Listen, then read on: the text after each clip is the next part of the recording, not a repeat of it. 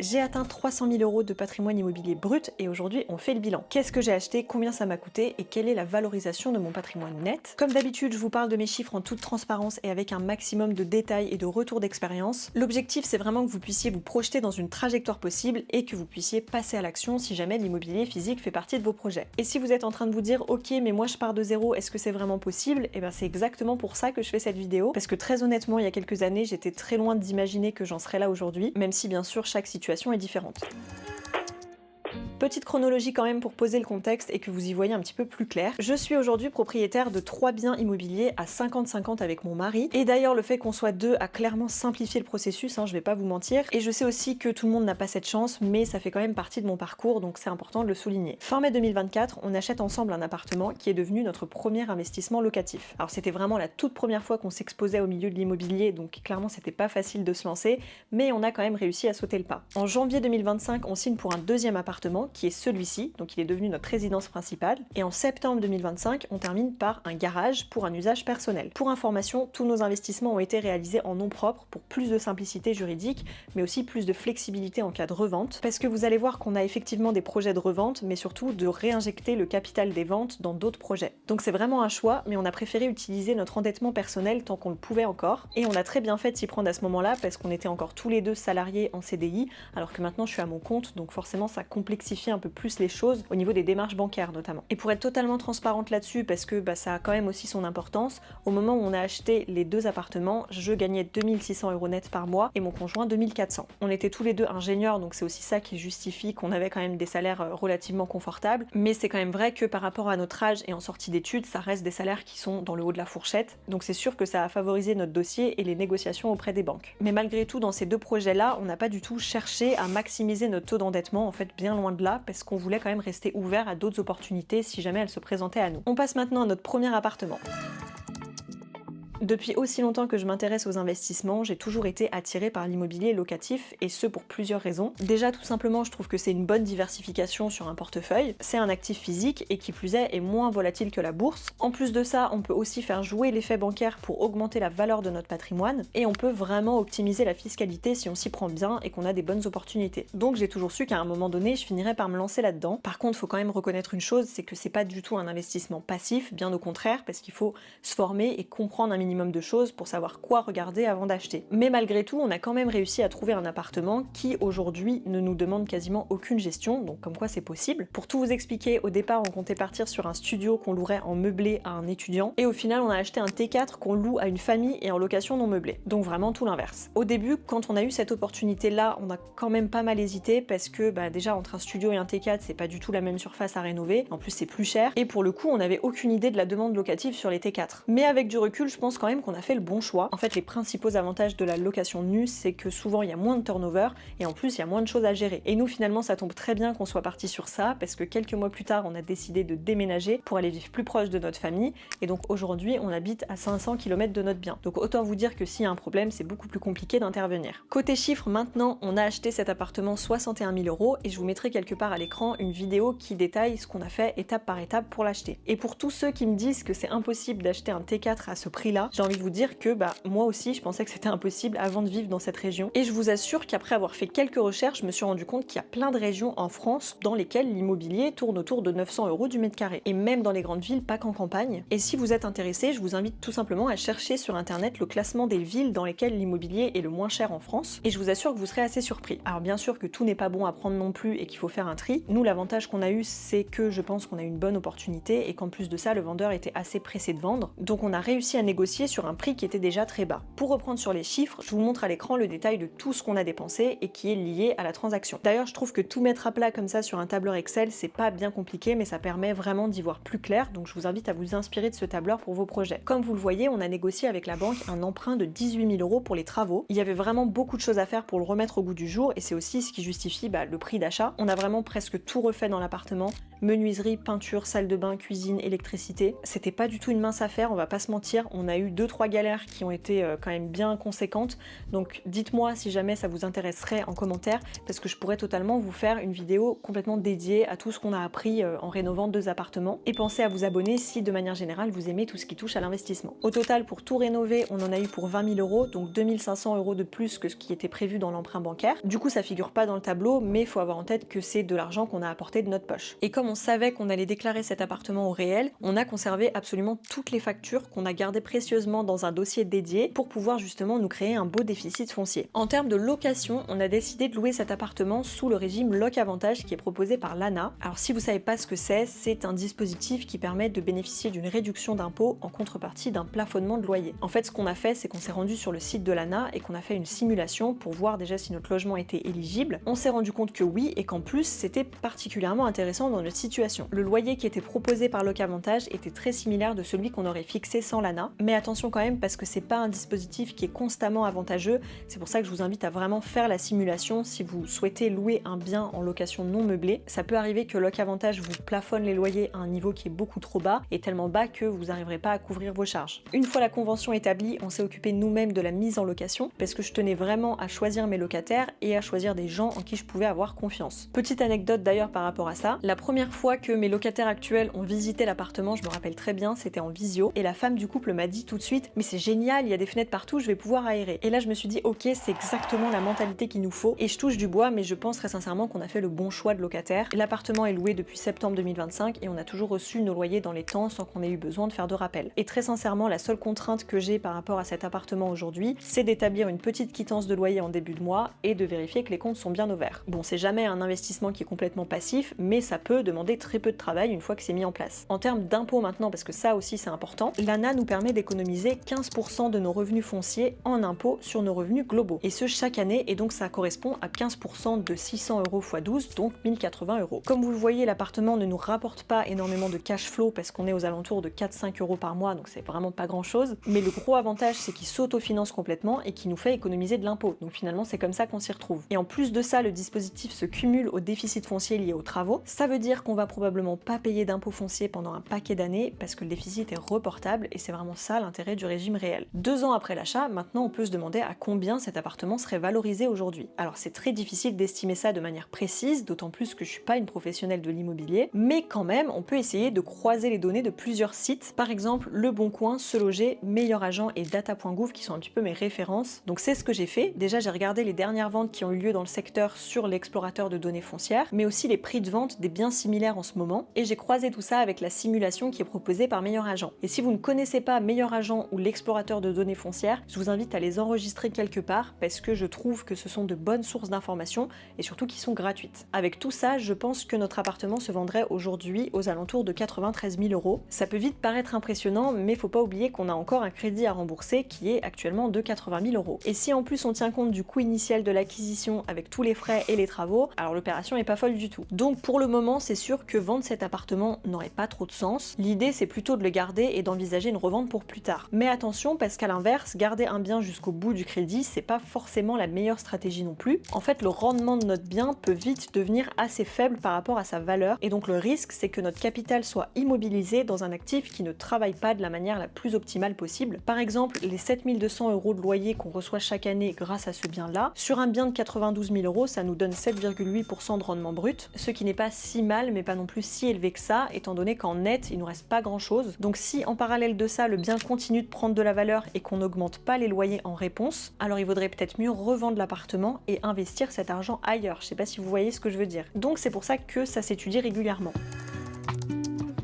Sans transition, on passe maintenant à notre deuxième achat qui est pour le coup bien plus conséquent que le premier, plus du double du prix. Alors juste pour vous donner un peu de contexte, initialement on n'avait pas du tout prévu d'acheter notre résidence principale maintenant, mais comme je vous le disais tout à l'heure, on a déménagé dans une autre région et dans cette région-là, les prix des locations sont bien plus élevés. C'est-à-dire qu'ici, pour 1 000 € par mois, tu te retrouves avec 50 mètres carrés, pas de cuisine équipée, au 5e étage et sans ascenseur. Et je vous promets que j'abuse pas tant que ça. Alors on s'entend, c'est pas Paris non plus, mais clairement quand j'ai vu ça, je me suis demandé s'il vaudrait pas mieux qu'on achète finalement. En épluchant les les annonces, on est tombé sur cet appartement actuel qui venait d'être mis en vente. Il était affiché 170 000 € et on a réussi à le négocier 145 000. C'est un appartement dans lequel il a aussi fallu faire beaucoup de travaux, on va pas se mentir, mais le truc c'est qu'on s'y est tout de suite senti super bien, qu'on a vu un énorme potentiel et donc c'est pour ça qu'on s'est positionné. Alors on a dépensé bien plus que les 8 000 € qui étaient prévus dans le crédit, mais on s'y attendait aussi. On voulait vraiment créer notre petit cocon et dans la vie, tout n'est pas non plus qu'une question de rendement et de performance. On a dépensé pas loin de 12 000 € de plus, sans compter les meubles, la décoration, etc. dans lesquels il y a eu pas mal d'extras. On a fait installer une pompe à chaleur pour remplacer le mode de chauffage principal du logement. On a refait toute l'électricité, le système de plomberie, le sol, la peinture, la cuisine, la salle de bain. Et très honnêtement, l'appartement n'a plus rien à voir avec ce qu'il était. Mais attention, j'ai rien envie d'enjoliver ici, dans le sens où ça a été dur, Ça a été même très dur parce que pendant 6 mois, on a vécu dans la poussière. On a presque tout fait nous-mêmes pour justement limiter au maximum les coûts. Et en parallèle de ça, on était tous les deux à 39 heures dans notre job, donc quand on rentrait, on faisait les travaux. Ça a été ça tous les soirs et les week-ends pendant un paquet de semaines. Et une bonne partie de notre épargne est partie dans les travaux. Donc certes, aujourd'hui, on vit dans pas mal de confort, mais il faut aussi se rappeler tous les sacrifices qu'il y a eu derrière. Au final, en incluant toutes nos charges, on se retrouve avec une mensualité d'environ 1 000 €,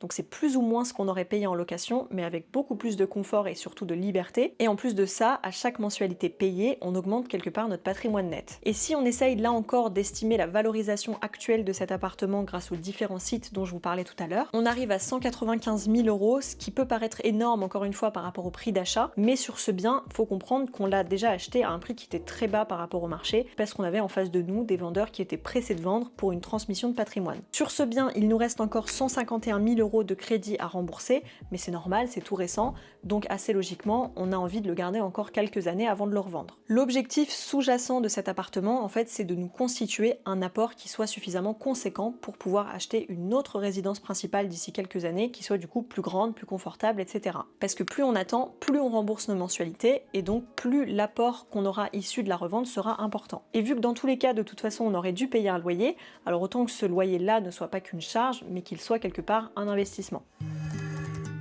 On passe maintenant à notre dernier achat immobilier à ce jour, un garage, et non pas cette fois pour de l'investissement locatif, mais pour un usage personnel. Pour vous expliquer un peu le contexte, quand on a acheté cet appartement, le garage qui était associé a été conservé par son propriétaire, ce qui ne nous arrangeait pas du tout, étant donné qu'on a 2 voitures et clairement pas mal de matériel à stocker. Mais quelques mois après l'achat, et on a eu beaucoup de chance sur ce coup-là, on a reçu un mot dans notre boîte aux lettres de quelqu'un de la résidence qui souhaitait revendre l'un des garages au prix de 15 000 €. Donc là, ni une ni deux, j'ai tout de suite appelé les agences immobilières du coin pour leur demander à combien se vendaient les garages similaires dans le secteur. Elles m'ont toutes confirmé déjà que les garages partaient comme des petits pains et qu'en plus de ça, on était plutôt aux alentours de 20 000 €, frais d'agence inclus. Donc on s'est dit que cette opportunité était vraiment une aubaine pour nous, d'autant plus qu'il était bien situé dans la cour et en très bon état. On a tenté de négocier le prix, évidemment vous me connaissez, tout ce qu'on peut gratter on le gratte, mais clairement c'était non négociable et en réalité c'est assez logique. En fait si vous le savez pas maintenant vous le saurez, mais en France quand on revend un bien immobilier d'un montant inférieur ou égal à 15 000 €, on est totalement exonéré d'impôts.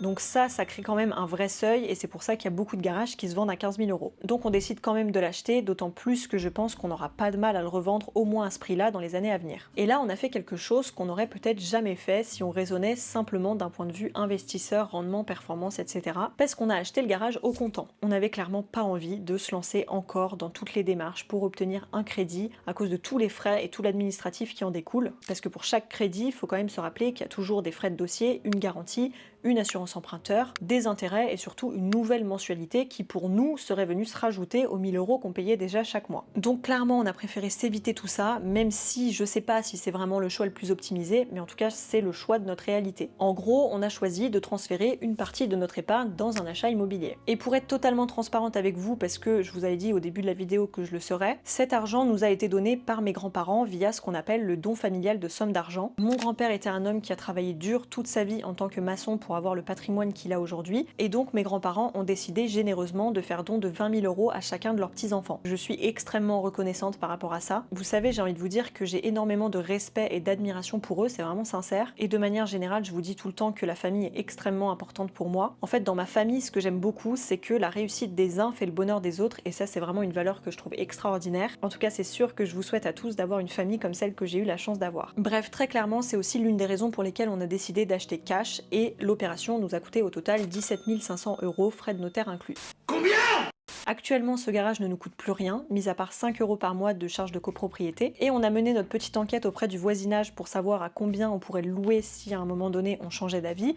On pourrait le louer environ 100 € par mois. Maintenant, quand on voudra déménager, on aura plusieurs options. Option A, le revendre avec l'appartement pour lui apporter une plus-value, mais très sincèrement, je pense qu'on serait plus gagnant si on le vendait tout seul, étant donné la forte demande qu'il y a dans le coin. Et donc si on fait ça, à la revente, on récupérerait le cash et on se positionnerait sur un actif qui serait potentiellement plus performant, comme par exemple en bourse. Option B, on conserve le garage et on le loue 100 € par mois. L'avantage de ça, c'est que ça nous apporterait un cash flow mensuel pratiquement sans effort, et on serait sur un rendement brut entre 7 et 8% en partant du principe qu'on le revendrait entre 15 et 17 000 €, donc finalement c'est quand même pas mal du tout. L'avantage des garages, c'est qu'ils ont un rendement brut qui est assez proche du net parce qu'ils ont peu de charges. Mais si on fait ça, c'est vrai qu'on bloquerait le capital et que donc on se priverait d'une meilleure performance potentielle ailleurs. En fait, c'est le même principe que ce que je vous expliquais par rapport à notre premier appartement. En tout cas, la question se posera vraiment quand on n'aura plus besoin de ce garage pour un usage personnel.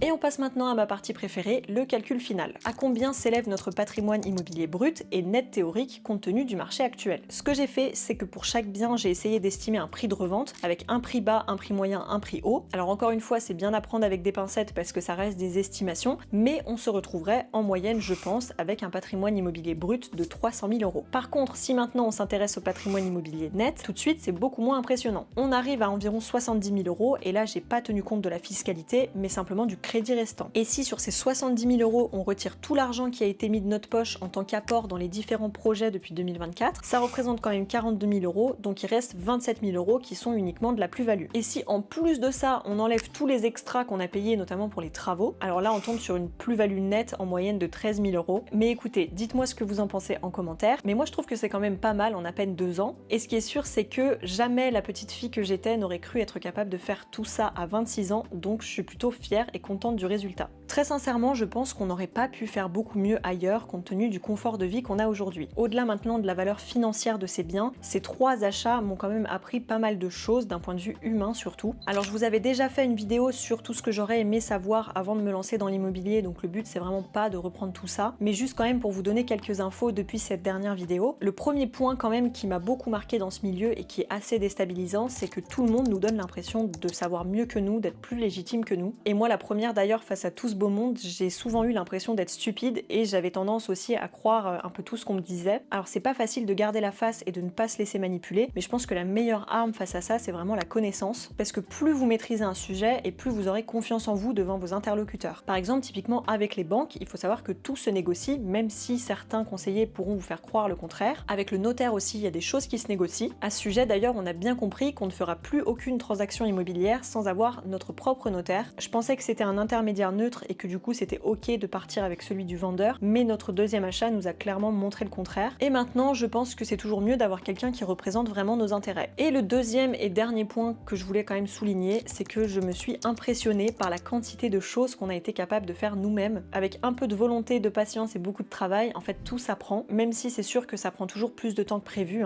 Très souvent il y a des surprises, mais c'est pas pour autant qu'il faut se décourager, je pense. J'ai l'impression de beaucoup mieux comprendre les rouages du bâtiment, alors qu'avant ça me paraissait hyper abstrait. En fait, quand on a déjà rénové des appartements, on se rend beaucoup plus compte de tous les détails qu'il faut regarder et des leviers de négociation possibles aussi. D'ailleurs, par rapport à ça, c'est sûr qu'on a beaucoup appris, que ce soit sur la partie administrative ou fiscale qui est liée à un bien immobilier. Et on a beau lire tous les livres qu'on veut, c'est vraiment qu'en faisant qu'on apprend et qu'on se rend vraiment compte des choses, je trouve. Bref, ça y est, on a fait le tour de tout ce que je voulais vous dire dans cette vidéo. Sachez qu'on a encore plein de projets immobiliers pour les années à venir, à commencer par essayer de se trouver une belle maison, mais aussi d'autres projets locatifs dont je vous parlerai en temps voulu. Avant d'emménager ici d'ailleurs, on a failli acheter un immeuble de rapport, mais finalement ça s'est pas fait, et tant mieux, j'ai envie de vous dire, parce qu'on a déménagé dans la foulée. Mais tout ça pour vous dire que c'est vraiment quelque chose qui nous intéresse, et pas que pour des raisons de performance, mais aussi parce qu'on trouve ça très stimulant. D'ailleurs, je pense que d'ici quelques temps, je vous referai une vidéo, mais vraiment axée sur les revenus locatifs de notre premier achat, parce que là ça va faire 2 ans qu'il est loué, donc je pense que ce serait intéressant de faire un bilan de ce côté-là aussi. Et comme je vous le disais tout à l'heure, je pensais aussi sortir une vidéo dédiée à tout ce que j'ai appris avec les travaux sur les 2 appartements. N'hésitez pas à me dire ce que vous avez pensé de la vidéo en commentaire, mais aussi à partager vos projets, c'est toujours hyper intéressant je trouve, et comme vous le savez, j'adore toujours autant échanger avec vous. Pensez à vous abonner si c'est pas déjà fait, et à liker la vidéo si elle vous a plu pour soutenir mon travail, merci beaucoup à ceux qui le feront. Et pour ceux qui sont encore là et qui ne l'auraient pas déjà vu, je vous invite à aller voir ma vidéo de bilan, mais cette fois-ci de patrimoine financier. Je vous la mets à l'écran et je vous dis à bientôt pour une nouvelle vidéo.